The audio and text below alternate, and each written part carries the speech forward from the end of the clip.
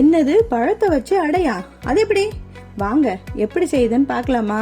அதுக்கு ஃபர்ஸ்ட் 3 வாழைப்பழம் எடுத்து மேஷ் பண்ணி வச்சுக்கலாம். ஒரு பவுல்ல 1 கப் அளவுக்கு கோதுமை மாவு, 1 கப் அளவுக்கு அரிசி மாவு, 1 பிஞ்ச் அளவுக்கு சால்ட், தேவையான அளவுக்கு துருவின தேங்காய், தேவையான அளவுக்கு முந்திரி, திராட்சை, பாதாம் பொடியா கட் பண்ணினது, கொஞ்சமா ஏலக்காய் தூள், 1 கப் நாட்டு சர்க்கரை, லாஸ்டா நம்ம மேஷ் பண்ணி வச்சிருக்கிற வாழைப்பழத்தை இதுல சேர்த்து அது கூட 1 ஸ்பூன் அளவுக்கு நெய் சேர்த்து நல்லா சப்பாத்தி மாவு பதத்துக்கு பிசைஞ்சு எடுத்து ஓர வச்சிடலாம். இப்ப வாழை இலையை சின்ன சின்னதா கட் பண்ணி அதுக்கு மேல 1 ஸ்பூன் அளவுக்கு நெய் தடவி நம்ம ஆல்ரெடி ரெடி பண்ணி வச்சிருக்கிற மாவை இலை மேல வச்சு நல்லா தின்னா தட்டி இலைய மூடி இட்லி பாத்திரத்துல வச்சு வேக வச்சு எடுத்து அது மேல ஹனி போட்டு சுட சுட சர்வ் பண்ணிடலாம்.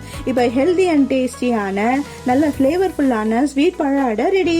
இதை மார்னிங் பிரேக்ஃபாஸ்டாவோ இல்லாட்டி ஈவினிங் ஸ்நாக்ஸாவோ ஆயில் இல்லாம ஸ்டீம்லயே வேக வச்சு டயட்ல இருக்கிறவங்க கூட சாப்பிடலாம். இந்த ஹெல்தியான ரெசிபியை நீங்களும் மறக்காம செஞ்சு பாருங்க. பாய்.